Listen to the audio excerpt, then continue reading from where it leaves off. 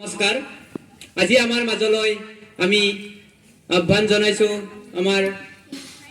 হিমন্ত বিশ্ব শৰ্মা এয়া আমাৰ মঞ্চত হিমন্ত বিশ্ব শৰ্মা সকলোৱে ভালনে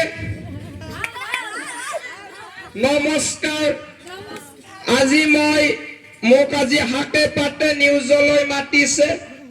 না পাপা প্ৰশ্নবিলাক সুধি যোৱা তো মামা আমাৰ যে খগৰাবাৰৰ মেডিকেল নলবাৰী মেডিকেলখন খগৰাবাৰলৈ নিলে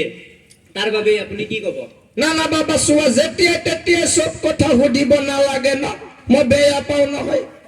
তেৰি তো মামা নেক্সট প্ৰশ্নলৈ গ'লো আমি 2 নম্বৰ প্ৰশ্ন তে মামা যোৱা বছৰ হাই সেকেন্ডাৰী পাছ কৰাৰ পিছত স্কুটি দিছিলে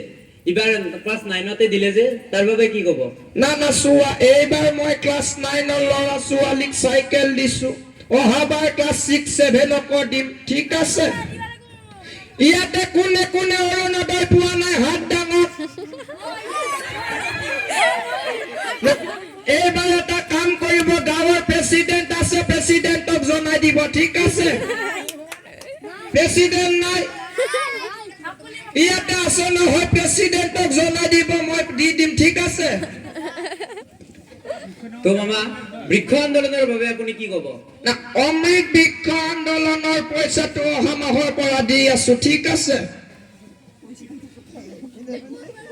তো আজিলৈ এৰিছো ধন্যবাদ ঠিক আছে তে মামা এইবাৰ আমাৰ মঞ্চলৈ আমি অসমৰ জনপ্ৰিয় কণ্ঠশিল্পী জুবিন গাৰ্গক আমাৰ মাজলৈ আহ্বান জনাইছো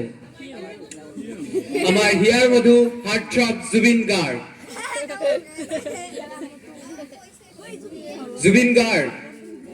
আপোনাক মঞ্চলৈ আহ্বান জনাইছো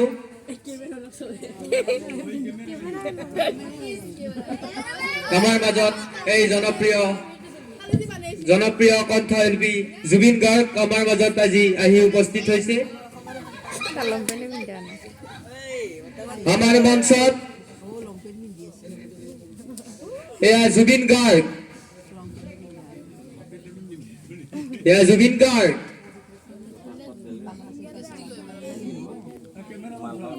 ইয়াৰ মঞ্চত জুবিন গাৰ্গ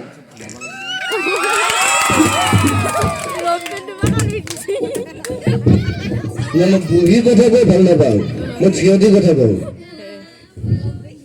তো জুবিন দা আপুনি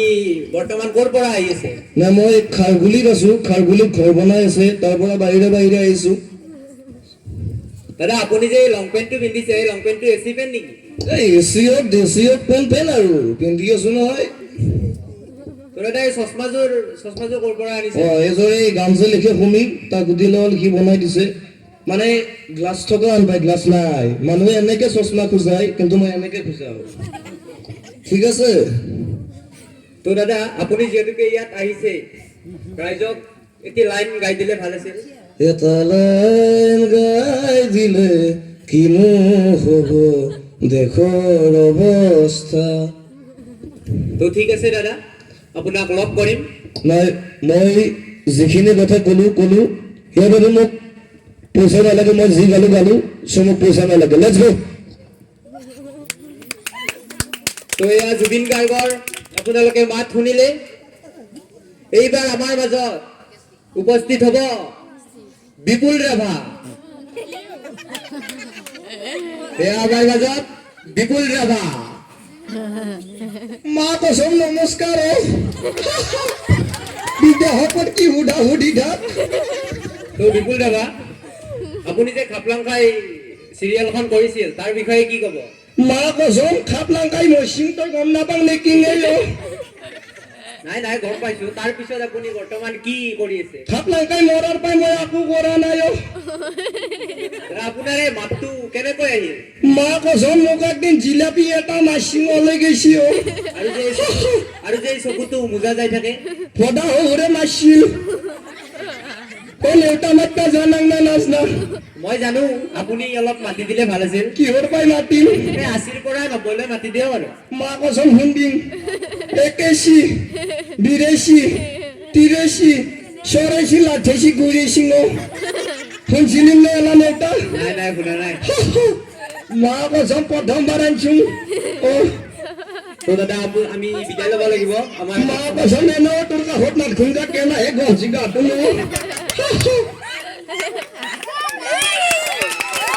এয়া আপোনালোকে বিপুল বাবাৰ মাত শুনিলে এইবাৰ আমাৰ মাজত আহিছে মোহন মোহন CID ও জিনজিন বেঙেনা দিছো যেন উখ হলে চাপৰ কৰিম চাপৰ হলে উখ কৰিম আগফালটো পিছফালটো আগফাল মোহন চিয়াদি মোৰ নাম জুম তো মোহন তুমি এতিয়া ক'ত কাম কৰি আছা মই বেহৰবালি আউটপোষ্টত কাম কৰি আছো তো বেহৰবাৰীত থাকি তোমাৰ কেনে লাগিছে ভাল লাগিছে তো তুমি কেকে ছাৰৰ লগত কিমান বছৰ কাম কৰিলা এনেও অনুমান মনত নাছে এনে 50 বছৰ হৈছে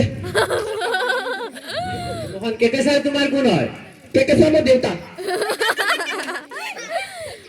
আজি চাওকচোন মই চাহ বেছি ক'ত হৈ গ'লো মুদৈ কলৈ গুচি গ'ল ভাইও বেহানো খুৱাও খুইও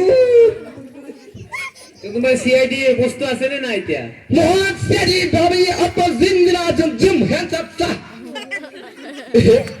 তো কেকে ছাৰ নাহিল নেকি আজি তোমাৰ কেকেছা অহা নাই কিয় নাহিল কিয় বা নাহে মই কি জানো ন